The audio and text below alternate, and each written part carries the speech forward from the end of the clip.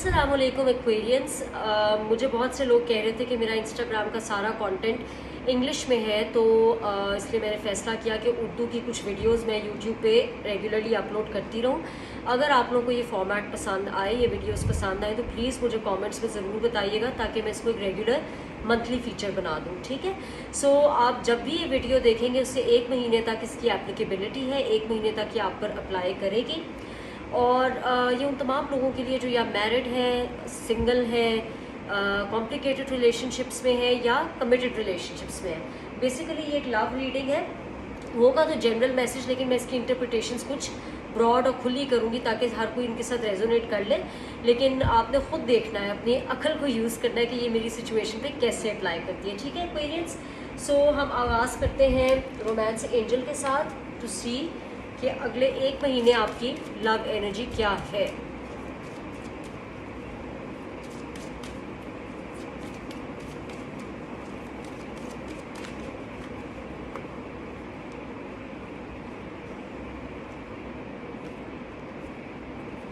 Free yourself. So basically आप माजी की किसी सिचुएशन में से निकल रहे हैं। अब देखें यहाँ पे कितने फेंस्ड इन हैं, कितने ज़्यादा फेंस्ड इन है। सो आपको ये रिलेशनशिप सर्व नहीं कर रही है, आपको ट्रैप होने की फीलिंग आती है, आपको लगता है इसका कोई इंजाम ही नहीं है, मैं round and round and round circle में घूमने पे आपको मजबूर कर रही है ये रिलेशनशिप। और आपको अपने पास लैक ऑफ कंट्रोल भी महसूस होता है, तो आप इस एनर्जी को ख़त्म करने लगे हैं, अपनी पावर वापस लेने लगे हैं और इस सिचुएशन में इसको ख़त्म करके आप अपनी ज़िंदगी में कंट्रोल वापस लाने लगे हैं, ठीक है एक्वेरियस। अब देखते हैं कि सेक्रेट ट्रैवलर की एनर्जी आपके लिए क्या है।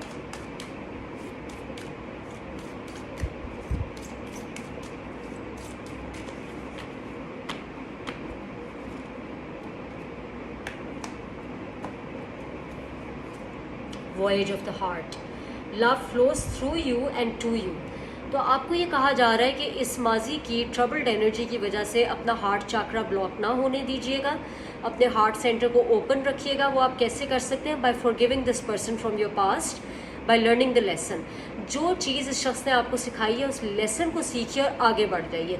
आप इस नेगेटिव एनर्जी में या टॉक्सिक एनर्जी में वक्त मत ज़ाया करें, हीलिंग करें, फॉरगिवनेस करें और आगे बढ़ें। बिकॉज जैसे ही आप अपने आप को इस सिचुएशन में से फ्री करेंगे, अपने आप को हील करेंगे, तो ये नई एक वॉयेज ऑफ द हार्ट है, मतलब दिल का एक नया चैप्टर, लव का एक नया चैप्टर आपके लिए ज़रूर खुलेगा, ठीक है एक्वेरियस।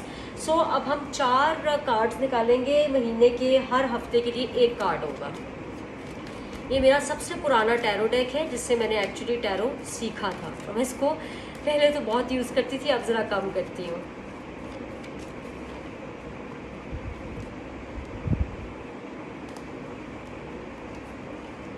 ओके, 6 ऑफ सोर्ड्स, वही same message, free your self वाला। और अगर मुझे if I am not mistaken तो आपके सॉल्स्टिस गाइडेंस में भी यही कार्ड निकला था, 6 ऑफ सोर्ड्स का, the devil, very good. Capricorn energy है जिससे आप आगे बढ़ रहे हैं। टेम्परेंस, सैजिटेरियस, अपने आप को हील कर रहे हैं। द मून, ये थोड़ा ट्रिकी है ये मैं इसके बारे में बात करती हूँ कि शायद आप उस शख्स को अभी भी मिस करेंगे, but let's see, let me walk you through the 4 cards. तो पहले हफ्ते में तो आपने एक बड़ा क्लियर कट डिसीजन लिया कि ये एक एडिक्टिव रिलेशनशिप थी जिसमें मुझे नुकसान जो था वो फ़ायदे से ज़्यादा था। ये बहुत टॉक्सिक थी, इसमें प्रॉब्ली कोई थर्ड पार्टी इन्वॉल्व है, या तो ये शख्स ऑलरेडी किसी के साथ इन्वॉल्व है या फिर इनकी फैमिली या इनके फ्रेंड्स ने कोई बहुत नेगेटिव रोल प्ले किया। अच्छा, ये काम आपके एंड से भी हुआ हो सकता है। सो प्लीज़ एक्वेरियस इस सिचुएशन को अपने जो है ना डिसर्नमेंट इस्तेमाल करके फिट कीजिएगा। सो इधर वे आप इस एडिक्टिव रिलेशनशिप, कंट्रोलिंग रिलेशनशिप से आगे बढ़ रहे हैं, ठीक है। 3rd वीक में आपको देख रही हूँ कि आप बहुत ज़्यादा अपनी हीलिंग पे फोकस्ड हैं, आपके पास यहाँ पे डिवाइन गाइडेंस है, आप अपनी ज़िंदगी के तमाम एरियाज़ को बैलेंस कर रहे हैं। आप वाहिद साइन है जिसके लिए तीनों वीक्स में, लास्ट 3 वीक्स में मेजर अरकान है, तो माने कि ये डिवाइनली गाइडेड चेंज है आपकी ज़िंदगी में। आपको डिवाइन की तरफ से कहा जा रहा है कि इस सिचुएशन को भी छोड़ दो, अपने आप को हील करो और आगे बढ़ो। यहाँ पे मैं ये देख रही हूँ कि you are really in your feelings. आप इस शख्स को बहुत मिस करेंगे मंथ के एंड पे, और आपको उनकी वो भी फील होगी, मतलब आपको फील होगा कि आप बहुत नीडी महसूस कर रहे हैं, लाइक आपको ये होगा कि शख्स वापस आ जाए। या ये मुझे वापस मिल जाए। लेकिन यहाँ पे एक डबल मैसेज भी है कि शायद कुछ चीज़ें इस सिचुएशन की ऐसी हैं जो आपसे छुपाई जा रही हैं। तो हो सकता है इस शख्स ने आपके साथ कोई बहुत क्लियर कट कम्युनिकेशन ना रखी हो, आपको खुल के चीज़ें ना बताई हो। साइंस यहाँ पे आ रहे हैं कैप्रिकॉर्न, सैजिटेरियस और कैंसर या पाइसेस, ठीक है। तो इस शख्स के चार्ट में ये एनर्जी हो सकती है, आपके चार्ट में हो सकती है। बहरहाल एंड ऑफ द मंथ आपको ये एहसास होगा कि या तो मुझसे कुछ चीज़ें छुपाई जा रही है, और आपकी छठी हिस्स आपको ज़रूर थोड़ा आइडिया देगी कि यहाँ पे कोई झूठ तो नहीं बोला जा रहा। और अगर ऐसा नहीं आपकी इंट्यूशन कह रही तो फिर may be by the end of the month आप इस शख्स को बहुत मिस करेंगे। ओके एक्वेरियस, अब मैं यहाँ पे भी 4 कार्ड्स निकाल के देखती हूँ, देखते हैं कोई एडिशनल मैसेज आता है या वही मैसेज है जो टैरो से मिला है।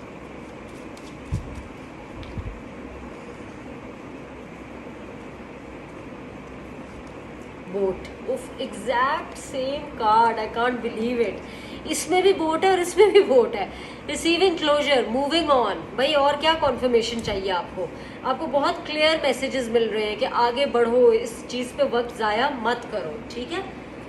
सेकंड कार्ड, लेकिन हो क्या रहा है कि आप बार बार उस शख्स की बातें, उसकी हरकतें अपने माइंड में रिप्ले कर रहे हैं। तो ठीक है, कुछ टॉक्सिक एनर्जी उनकी भी थी लेकिन कुछ आपकी भी हुई है। सो अपनी वाइब्रेशन को रेज करें, अपनी फ्रीक्वेंसी को रेज करें, अदरवाइज आप इस एनर्जी में बैठे हैं तो आप आगे नहीं बढ़ सकेंगे। ये जो फ्री और सेल्फ है, वॉयज ऑफ द हार्ट है, हार्ट चक्रा हीलिंग का मैसेज इसीलिए आ रहा है क्योंकि आप भी माजी का बहुत ज़्यादा सोच रहे हैं, इससे आगे बढ़ जाए।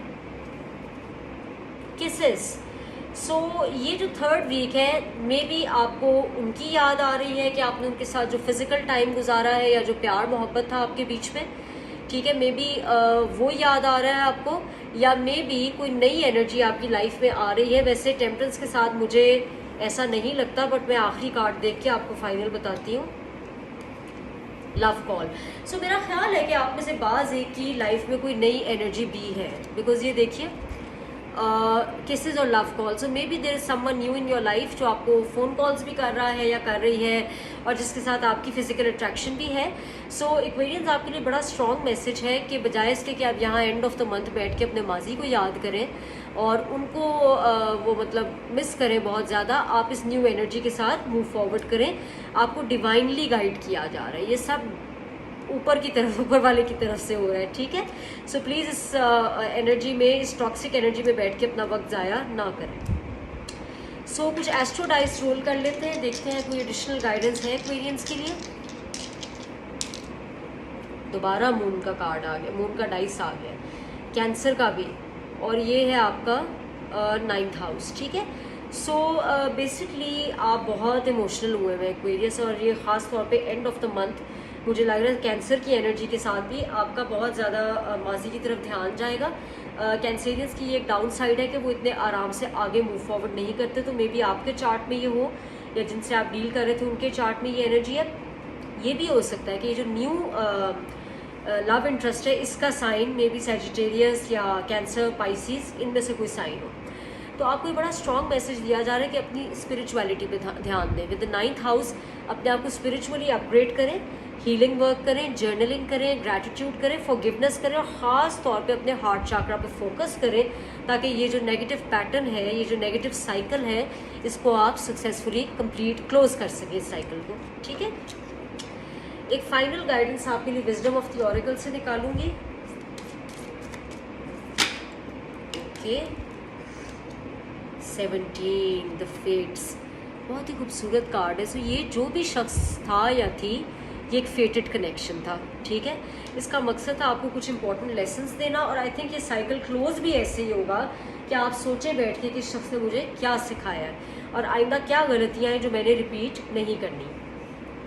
आपके लिए मैसेज ये आ रहा है कि लोग जैसे भी हैं उनको वैसे ही एक्सेप्ट करें, आप किसी को चेंज नहीं कर सकते क्योंकि आप कोशिश कर रहे हैं उस शख्स को अपने लिए सूटेबल बनाने का, वो आपका काम नहीं है, ठीक है।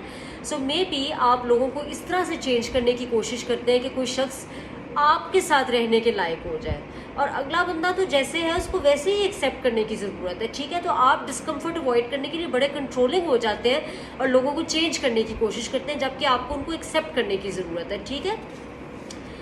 और यही बात आ गई जो मैंने यहाँ से आपको बताई थी कि ये शख्स आपकी ज़िंदगी में इसीलिए भेजा गया था ताकि आपको कोई सबक सिखा सके। अब वो जितनी भी हरकतें कर रहा है ना, ये सब डिसाइडेड था, आपके सोल कॉन्ट्रैक्ट में शामिल था कि उसने ये हरकतें करनी है ताकि आपको वो कोई इंपॉर्टेंट सबक सिखा सके। सो अगर आपको उससे प्यार है, जो आई एम श्योर होगा, तो आपने उनको अनकंडीशनल प्यार देना है। ऐसे नहीं मुमकिन कि वो आपके हिसाब से मोल्ड होंगे तो आप उनको प्यार देंगे। और प्यार देने के लिए उनके साथ रहना ज़रूरी भी नहीं है, आप उनको दूर रह के भी अनकंडीशनली लव कर सकते हैं। और ये उनकी जर्नी है, उनके लेसन्स उनकी जर्नी है और आपसे अलग है। आपकी जर्नी और आपके लेसन्स आपको सीखने हैं। सो कुछ ना कुछ आपने उनको सिखाया और कुछ ना कुछ उन्होंने आपको सिखाया है। और मकसद क्या था? You are suppose to become a better version of yourself. तो जो लेसन मिला है उसको प्लीज़ इंटीग्रेट करें, उससे सीखें और आगे बढ़ जाएं अब इस रिलेशनशिप से। अगर आप लेसन सीख लेंगे तो ये वाला जो नेगेटिव पैटर्न है ये आप दोनों के बीच में बार बार रिपीट नहीं होगा। For some of you this person could be your twin flame.